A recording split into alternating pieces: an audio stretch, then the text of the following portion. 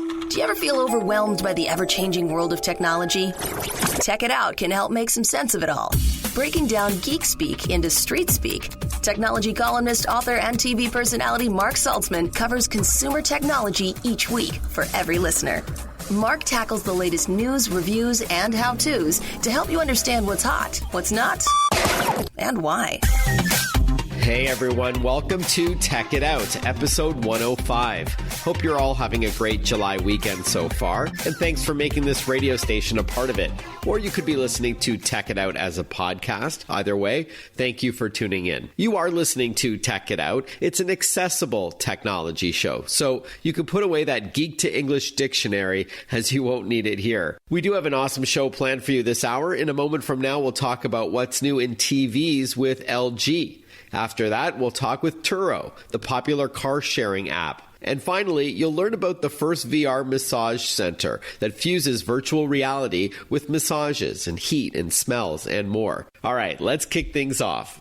We hear the term AI a lot these days, artificial intelligence, but you don't often hear about AI associated with watching TV. So I think you're going to enjoy this next interview with LG. Joining us on the line to explain AI without needing a geek to English dictionary, we're joined by Gilles Pereira. He's the go-to-market training manager for home entertainment at LG Electronics. Welcome back to the show, Gilles. Hey, Mark. Thanks for having me again. I think we spoke last in late 2018, so thank you again for your time. So as I mentioned off the top, Gilles, we're used to hearing the phrase AI when it comes to things like smart speakers or maybe smartphones, but how is LG incorporating AI into its TVs? So that's a great question. Essentially, we've adapted this technology called deep learning, which can identify where your image on your TV is coming from. So if you're watching regular cable or if you're watching it off of a external media drive or something of that nature. So this tech can essentially identify what you're watching for you, so you don't have to know how to preset the calibration or this or that. And it'll actually put an image on screen as close to perfect as possible given where that image came from. So it's kind of like smartly identifying where and then how to optimize without you having to really do anything at all. And speaking of picture, I think it also can analyze the environment it's in and also get to understand how you like to watch TV, the different settings that you may prefer. Can you elaborate a bit? Yeah, so I would say the answer is two-pronged. So the first one, it does optimize the picture. So the feature is actually called AI Picture. So this is a setting you could turn on or off. So basically, if I could use an analogy, it's let's say you're a kid and you see an animal. You don't know if it's a dog or a cat or a rabbit. As long as it has like white and it's furry, it all looks the same to you. But as we grow up, we generate this database of knowledge that we tap into to discern things differently. It's similar to that, where the TV can actually tap into this historical database of images and videos, and it will optimize what you're watching based on that experiential database. So I hope it's not too technical, but basically it's doing that analysis and then optimizing the picture on screen. So that's AI Picture. Then we have AI Brightness, which, again, to your point, that'll actually identify the environment that you're sitting in. So everyone's personal environment might be a little bit different based on how bright or dark the room is. And then even as the day gets into night, it'll actually turn the image, specific parts of the image. So in the past, we've had an intelligent sensor, but that would actually affect the whole screen. So it would either entirely brighten or entirely dim, where this will actually pick points on the screen that it smartly realizes that you might actually see less detail in because of the increase of light, and it'll actually add some brightness there or contrast or what have you to essentially alleviate any perceived difference to you, the user. Cool. And I think LG calls its AI technology ThinQ. Is that right? That's ThinQ. Yeah, so ThinQ, I would say, is kind of the overarching language, if we can use that as an analogy. Mm-hmm. Like Google would be a language, or Amazon has their own language. So LG's language would essentially be ThinQ. So that's our way of speaking to our devices. And other devices that your company creates, like smartphones and even home appliances, have ThinQ as well, right? Does that hint at exactly support between all the different devices, like TVs to phones to washers and dryers? Yeah, exactly what it's doing, Mark. It's essentially a language that can talk between devices. So if I'm sitting in my basement watching TV, I could actually, just using my voice and my remote control, I can check on the temperature of my freezer, or I can start my laundry remotely as well. And using my ThinQ smartphone, I have a ThinQ button where I can activate things like I can turn my TV on, as an example. Or a real life example, let's say I go to bed upstairs, I forget if I turned my TV off, I can actually just click my phone, turn off my LG TV, and it'll actually do that on its own. Very cool. Mm-hmm. Pretty cool. Now, back to TVs again. So LG has embraced OLED technology. Can you talk to us about some of its benefits? For sure. It's a product that I am still excited about, even though it's been in our market for almost 7 years now. So it's fundamentally different from any other TV technology right now in the market, and that's because each pixel on the screen can actually turn off and on independently of any other pixel on the screen. So to the user, what that means is better, deeper colors. It'll be better contrast ratio, more detail and whatnot. So the overall picture quality experience is going to be superior to almost any other backlit technology, which most people nowadays are used to. So LCD, LED, where you require some kind of backlight to produce the image on screen. So in addition to that, because OLED TVs have perfect viewing angles, so essentially it's like a work of art on your wall. Like no matter how far from the center of the TV you are, you won't notice any drop off in brightness, in color, in contrast. And I think that really lends itself to most of the customers' usage cases, because nowadays you rarely have someone sitting directly in front of the TV. People, are back and forth from the living room to the kitchen to the laundry room, and it just fits better into most use cases. All right, so an OLED panel, it's self-illuminating, so you don't need a backlight. So that's how you get that super thin frame, almost like a picture that you would mount to your wall or hang on your wall. Amazing contrast, brightness, and colors, wide viewing angles, and better with energy as well. They don't consume the amount of power that many other panels do. So good for the environment and on your wallet, no doubt. So lots of benefits to OLED, and prices are coming down over the years. I remember when it first debuted, it was a bit of a premium because like most new technology, that just happens. And then I guess through mass manufacturing, by economies of scale, OLED TVs now have come down quite a bit. Speaking of which, Gilles, we're speaking, by the way, with Gilles Pereira, go-to-market training manager for home entertainment at LG Electronics. Can you explain to us the difference between LG's nanocell technology and Super UHD, or ultra-high definition? So good question. In 2018, our premium LED category was called Super UHD. So essentially, it's our category which utilizes nanocell technology. So nanocell is essentially a layer of the TV that helps produce better, more accurate colors, and also helps with reflectivity. So I think from 2018 to 2019, we felt that there was a certain amount of ambiguity from a customer standpoint when they heard the term Super UHD. Mm-hmm. So by adding nanocell as the go-to branding, I think it just really hits home the fact that it's that makes it a unique technology compared to a conventional LCD LED TV. Okay, got it. Now, you were mentioning earlier, Gilles, that when you're in front of your TV, you could speak to it like a smart speaker using, I guess, LG's OpenAI approach. So that means it supports not just ThinQ, which is LG's own tech, but things like Amazon Alexa and Google Assistant. Is that right?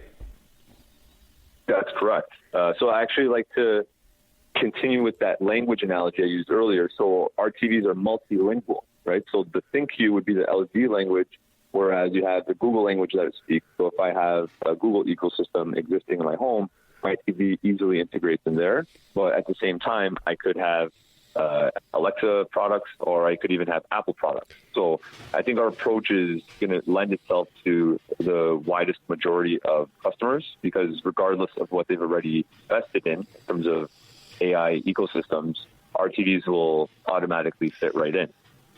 But to clarify, there's no Siri built into LG's TVs, right? Like you can't say, you can't wake up that personal assistant and give a command or ask a question. But it does support some wireless Apple technologies like AirPlay 2 and things, right? Yeah. Sorry. So thank you for the note there. So basically, it'll support AirPlay too. So any Apple device can cast onto our TV, and they're pending an update for that feature to be activated. But essentially, yeah. So if you have media that you purchased on your iTunes account, one actual benefit that we have that some of our competitors might not have is because we support Dolby Vision, which is a premium HDR compatibility. Yep. If you purchase HDR content on your Apple products, you can actually use AirPlay to cast that Dolby Vision content onto our TVs without any degradation in the picture quality, which is a big benefit. For sure. All right, Gilles, where could our listeners learn more about these TVs, these OLED TVs with this ThinkQ and AI technology built in, and maybe see them in action as well? As always, you can definitely head to our website, lg.com. Thank you very much, Gilles. Appreciate your time. Thank you very much, Marc. Thanks for having me. Before we continue on with this show, Tech It Out is powered by ASUS. Thank you for your continued support. ASUS creates technology for today and tomorrow's smart life, including its line of award-winning laptops, desktops, monitors, smartphones, tablets, smartwatches, and more. For those in search of incredible, visit asus.com/US/radio for more info. That's asus.com/US/radio. We'll be right back with more Tech It Out. Listen to Tech It Out whenever you want. Find the Tech It Out podcast at iTunes or wherever you get your podcasts.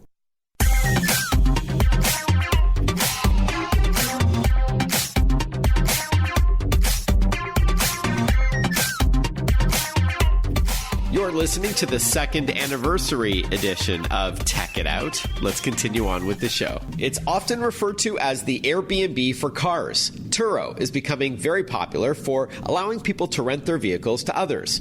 Joining us on the line to tell us all about Turo and what's new, and that's spelled, by the way, Turo, we've got Stephen Webb on the line. He's the VP of Communications at Turo. Welcome to the show, Stephen. Thanks for having me, Mark. Sure. Appreciate it. Yeah. So let's start right from the top, Stephen. For those who haven't yet heard of Turo or they haven't used it, what is the service or the app all about?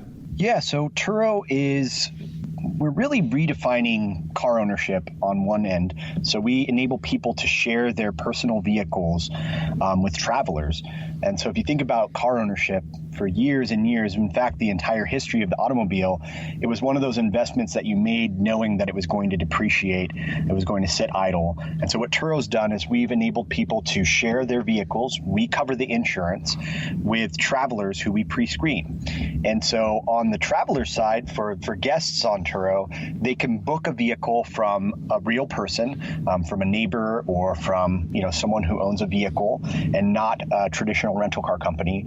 And it's usually around 25% cheaper. It is, you can expect more convenience. So someone will deliver the car to you, or it will be at a nearby location rather than at an airport lot. And then in addition to being more affordable and more convenient, better selection.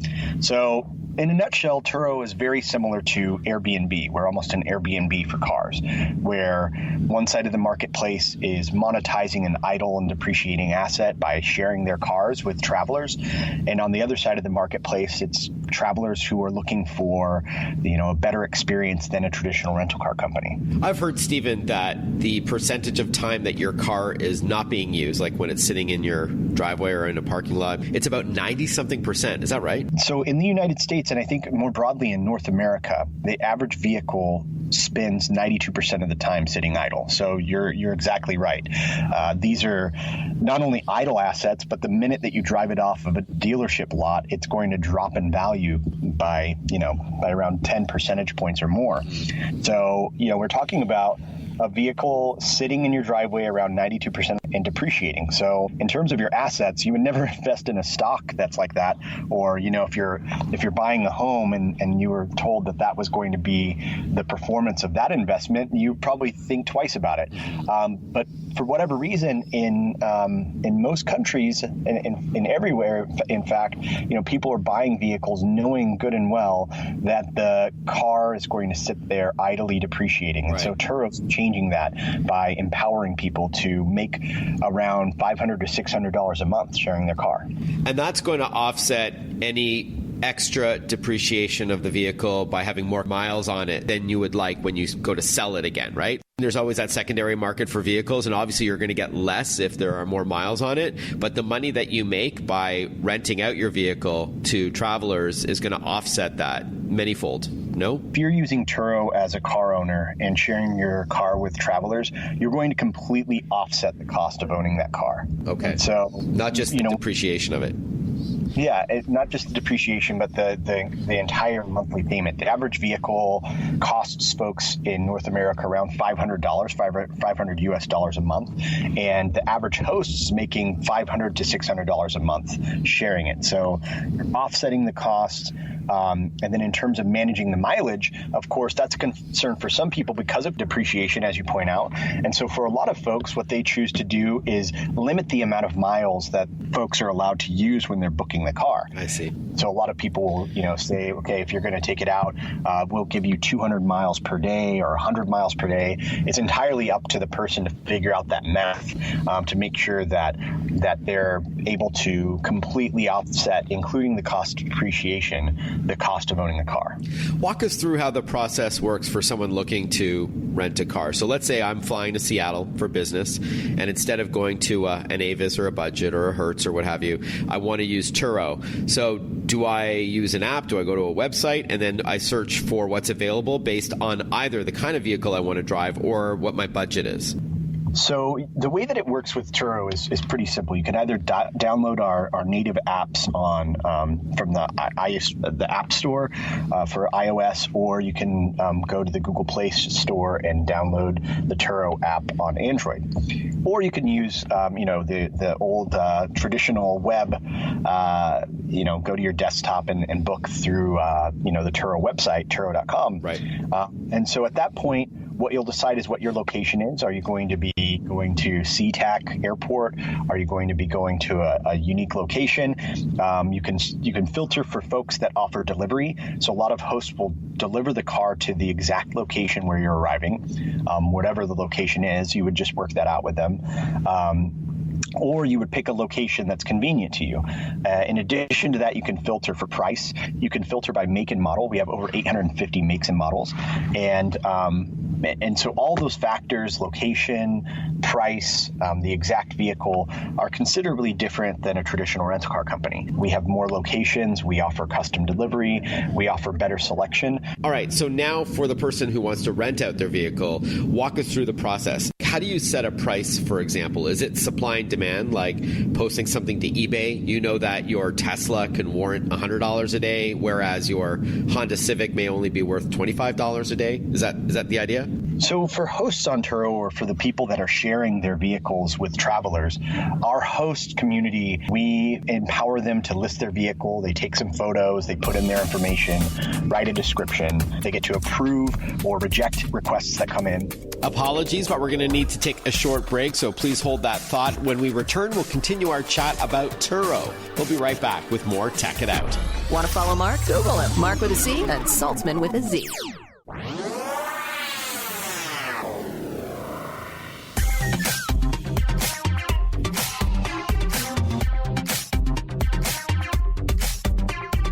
Breaking down geek speak into street speak. This is Tech It Out. Tech It Out with technology columnist, author, and TV personality Marc Saltzman. Welcome back to Tech It Out, powered by Western Digital and its super rugged G-Technology branded Armor ATD portable hard drive. It's designed for those looking for a durable drive to bring on the go, especially for photographers and videographers. Go to g-technology.com for more. We're chatting with Stephen Webb. He's the Vice President of Communications at Turo. That's Turo.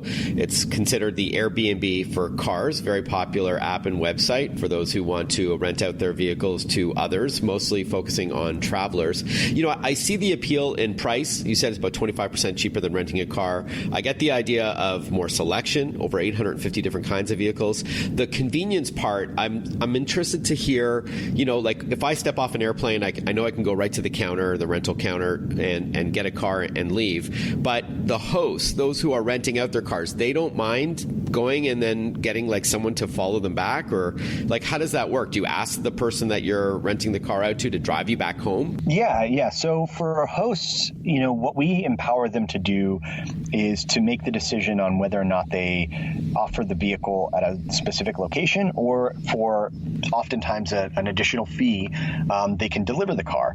And for a lot of hosts, the convenience of being able to, drop off the car somewhere and maybe have someone follow them, or, take public transportation. Or an Uber or something. Exactly. You can set a fee to offset that amount of time that you have to invest. Turo should have a partnership with a Lyft or an Uber for a special rate for Turo renters. Yeah, exactly. That if you know anyone over at Uber or Lyft, our host could probably appreciate that. But, that is to say that they only use Uber or Lyft. A lot of times, they work out something where a friend or family member can pick them up, or like I said, transportation is convenient. It really depends on the situation. But for a lot of hosts, it's worth, they'll set, for example, if you're going to book let's just say like a BMW for a long weekend, I'll put in my description that delivery's free if you have a trip that's 3 days or more, something like that. Yeah, I get it. Extra incentive. Yeah, an incentive for longer duration, or an incentive to book a luxury vehicle. So there's that convenience of delivery for folks. And then, of course, in Turo has cars listed in over 5,500 cities. And so chances are, if you look right now on our app or on the website for a vehicle, there's probably a few options that are within a block of you, especially if you're in a very crowded urban area. Sure. I was going to ask you if it was available in every state, if there were any restrictions, or if you were available in all major cities across the country. Is that right? So Turo is available in every single state in the United States except for New York. Huh. So we're 5,500 cities. In New York, there's a unique insurance law that prohibits Turo and other peer-to-peer car sharing companies from offering our partner-provided insurance policies. Right. And just as we wrap up, Stephen, I was going to ask you what the most common question is you get about Turo. I was going to ask if it was insurance-related, like how that all works. Could you give us a quick summary? The most common question that someone will have about Turo is, how can I trust a stranger with my car? What happens if they get into an accident? And that is the first thing, or one of the first things that our founder thought about when he started the company. When the inception happened, there wasn't an insurance policy even for Airbnb. There was no Uber insurance policy. Peer-to-peer car sharing didn't exist. We are the pioneers of peer-to-peer car sharing. So our founder pioneered insurance not only for peer-to-peer car sharing, but for the sharing economy in general. Right. And what we've done is we've made it to where when you as a host are sharing your vehicle, the vehicle's covered by Turo's insurance policy, meaning if someone during the trip is in a fender bender, your policy's off the hook. And so what that means is it's really enabling people to share their vehicles and monetize an idle depreciating asset relatively risk-free. Of course, there's an investment in your time for getting your car ready and things like that. But in terms of someone getting into a fender bender, you're covered by Turo's insurance policy. And again, this is something that not only did Turo pioneer for peer-to-peer car sharing, but for the sharing economy in general. And now in the United States, that insurance policy is provided and managed by Liberty Mutual. And in Canada, it's Intact. So, we've made a point to partner with the biggest insurers and the best players in the insurance game to ensure, make sure that, when you book a car on Turo or when you share your car, you're covered. All right. It sounds like a very thorough, very comprehensive service. I'm eager to try it now myself. Thank you, Stephen. Stephen Webb, VP of Communications at Turo. The best website is just simply turo.com. Is that right? That's correct. Yep. Right. And then the app, it's a free download from the App Store for iPhone and iPad and iPod Touch, and Google Play for Android devices. Again, Turo for the free download. Stephen, thanks again for your time. Appreciate it. Have a great summer. Yeah, thank you, Mark. Before we return to Tech It Out and chat with VR Esqapes, the first virtual reality massage center that just opened up in Los Angeles, believe it or not, I want to acknowledge that this is indeed the second anniversary edition of Tech It Out. This show made its initial debut on July 15th, 2017. So a huge thank you to Radio America, my distribution partner on this program. A big thank you to the sponsors, including my title sponsor, ASUS, for those in search of incredible. And I, of course, want to thank the listeners. It means a lot. All the feedback I've been receiving over the last couple of years, the support on social media as well. Thank you for all your feedback and for enjoying Tech It Out and spreading the word as well. It means a lot. And I also want to thank you for your feedback on Tech Impact, my new TV show on CNBC that debuted on July the 6th, and then it also ran July 20th this weekend. And the third and final time that first episode will air is August 10th. So this is the first episode of Tech It Out, a new 30-minute show devoted to the impact that technology has on life, on society, on business, all of the above, including things like communication and transportation and cybersecurity and health and wellness. So I hope you enjoy the program. I've been getting some great feedback. The second episode was recorded at the Electronic Entertainment Expo, or E3 for short, and that will start in August. But if you get CNBC, it does air, called Tech Impact, at 11 a.m. Eastern or 8 a.m. Pacific on every other Saturday. So thank you again for your support. So big weekend for me because it is the second anniversary of Tech It Out, and I've got this new TV show, Tech Impact, on CNBC. Thank you so much again. We'll be right back with more Tech It Out. Stay with us. Breaking down geek speak into street speak. Tech It Out, hosted by Marc Saltzman.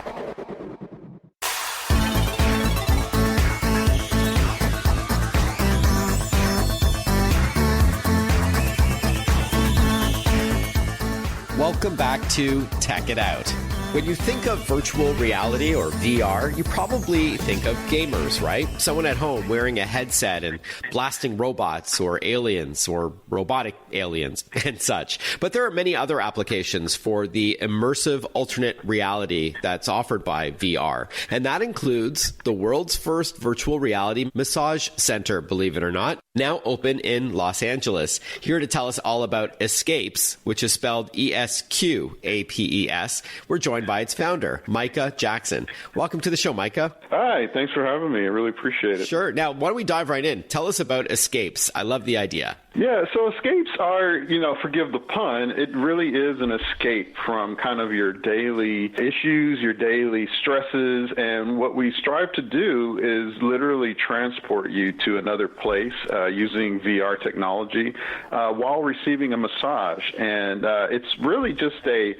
overall incredible way to de-stress and hopefully, help people deal with anxiety and whatever might be plaguing them throughout the day. So my wife, Kelly, and I recently had a couples massage in the same room. And, I was lying flat on the table with my head in that thingy. Looks like a donut hole kind of thing. So I'm trying to imagine how to wear a VR headset in that environment. Do you sit down for it instead of lying down?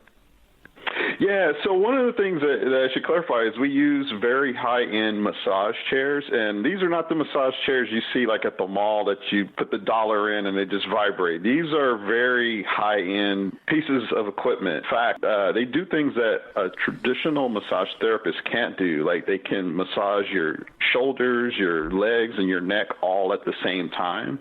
So we use the massage chairs, and while you are seated, we put the VR headset on you, and you then are, once you're in the VR headset, you're literally in another world, and we have like tropical environments, beaches, we have like a cabin in the snow, and we have 10 different places that you can sort of be in as you receive your massage. Okay, got it. Thanks for the clarification, Micah. So it's not a massage therapist who's giving you the massage. It's also handled by a machine. And then what you see in VR in that HMD, as we call it, a head-mounted display, is a 360-degree view of an alternate place, something relaxing like beachfront, as you said. So that's the idea. Yeah, exactly. And what are the kinds of things people are telling you after they've had it? Obviously, this is pretty new by combining these two technologies.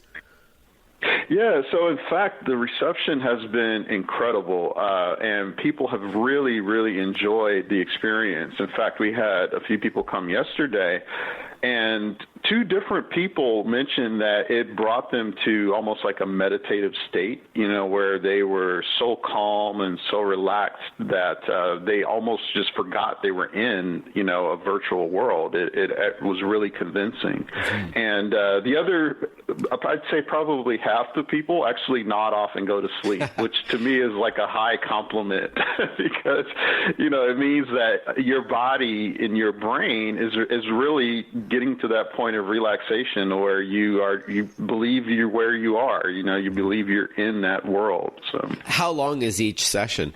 So each session is approximately 30 minutes. It takes a couple of minutes to get people in and out of the setup, but the full experience is 30 minutes. And we actually encourage people to come like 10 or 15 minutes early so they can kind of hang out we have like an indoor lounge area where people can come and relax and just kind of clear their heads before the VR session. Okay, cool. And I know you said it's a proprietary massage chair setup, but what about the VR gear? Do you use Oculus, use HTC? Is it also proprietary? So, yeah, the hardware we use is not proprietary. So we use the Oculus Rift S, the latest version of the Rift that was just released, I believe, last month. But what is proprietary is the software and the VR environments. So I actually developed all 10 of the current escapes that we offer. And the other component that further increases the immersion are what I call extrasensory elements. So you'll feel wind and you'll feel warmth, and then we also use aromatherapy diffusers to provide different little fragrances that are triggered at specific times within the escape environment. So combining all of those elements on top of, the VR, the audio, and the visual, it really, really puts you in that space. It's something quite unique. Wow, that's awesome. I didn't know that you also offered that extra sensory sort of step. Like I've been on those 4D rides and such at Disney World, like the Avatar ride where you could feel mist and wind and smell things as well. So it sounds very similar. So right. Very immersive, which is obviously your goal. We're chatting with Micah Jackson. He is the founder of Esqapes. This is the world's first virtual reality massage center, now open in Los Angeles. I'm curious to know what your favorite escape is out of the 10 that were created for this. What's your go-to? Well, so because I made them all, I tell people they're sort of like my children in a way, but I have to say I'm partial to a couple. One is called Standing Rock, and what that is it's basically like a Grand Canyon / Mount Zion National Park environment. So you see lots of red clay, and you're surrounded by these large cliffs. But it's one of the few escape environments where you're actually inside of a structure. So the surrounding is sort of like a glass-walled, very fancy apartment, if you will. You also see a waterfall, and it's feeding a river that flows under the structure. It's a peaceful place to kind of hang out in. We'll continue our chat about VR escapes when we return. Stay with us.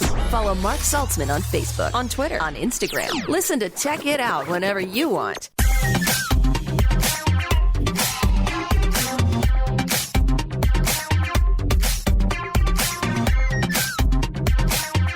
Welcome back to Tech It Out, powered by ASUS, creating technology for today and tomorrow's smart life. Visit asus.com/US/radio for more info. We're chatting with Micah Jackson, the creator of Esqapes VR, the world's first virtual reality massage center, now open in LA. I know some people who haven't yet tried VR are worried about feeling nauseous, like when they're in this thing. That obviously is the opposite of what you want them to feel, which is comfort and relaxation. So are these like slow? Is it slow moving? Is there any interaction with objects, or you just enjoy the ride and it's a peaceful, tranquil kind of thing? Yeah, exactly. It's a good question. Actually, many of the people who have come through and done our escapes, it actually is their first VR experience. It's one of the questions we ask, when they check in.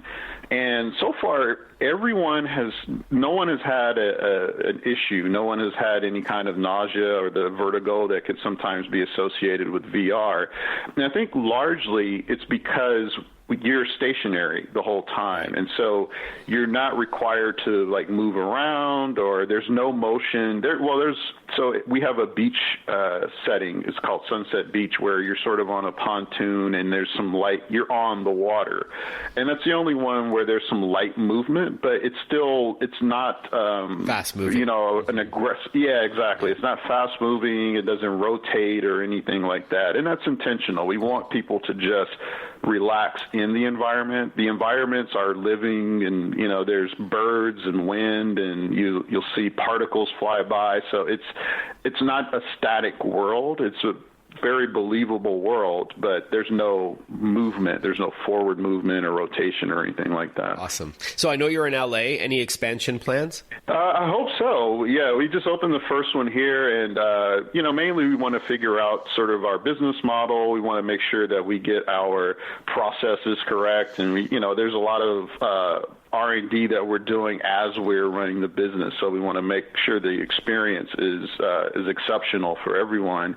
But yeah, the goal is to expand and to open these all across the U.S. and maybe the world someday. Our focus too is to be in locations where people are working. So we actually opened in an office building in the SAG-AFTRA building here in Los Angeles, and it's intentional because our hope is to get people to come during their lunch hour, or maybe before a big meeting, or maybe just before they hop on the freeway to go home. We want to be accessible to people in a way that spas traditionally aren't. Makes sense. All right, and finally, so some of my listeners are in LA. Specifically, we're on KEIB, the Patriot. And so how could people book an appointment, and how much does it cost for that 30-minute session? Certainly. So they can go to myescape.com, which is myesqape.com, and book there. They can also select which environment they'd like to do. And all of our escapes are $45, and we offer one sort of upgrade. If you want to get full heat therapy, you can do that, where the whole body is heated while you get your massage. It's really comfy, too. So, yeah, you can go to the website.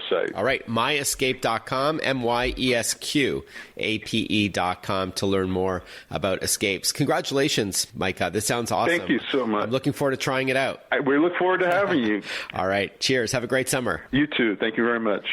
I mean that, by the way. I really want to try that. And $40 for 30 minutes isn't so bad at all. And I love the idea of not just getting a massage and seeing this 360-degree world, but also smelling different scents and getting the heat and all that very cool stuff. I hope you enjoyed today's second anniversary edition of Tech It Out. As I mentioned earlier in the program, this show debuted on July 15th, 2017. So a huge thank you to Radio America. This is episode 105. We first spoke with LG this hour to learn what's new in their TVs. Then we spoke with Turo, the popular car sharing app that's really doing well. And then finally, VR Escapes, about the first virtual reality massage center in Los Angeles. If you enjoyed this show, please leave a review on the podcast platform of your choice, like iTunes or Google Podcasts or iHeartRadio. There's so many different ones that are all listed at my website, marksaltzman.com, Mark with a C, SALTZMAN.com. Feel free to share it with your friends, either privately over email or publicly over social media. I welcome the support. And if you have any feedback for me, my email address is simply tech@marksaltzman.com, TECH@marksaltzman.com. A huge thank you to ASUS, the title sponsor on this program. ASUS, for those in search of incredible. Visit asus.com/US/radio for more info. That's ASUS.com/US/radio. And also, thank you to Western Digital, a new sponsor on this program as well, including their Armor ATD portable hard drives. Looking forward to speaking with you next weekend on Tech It Out. Bye-bye for now.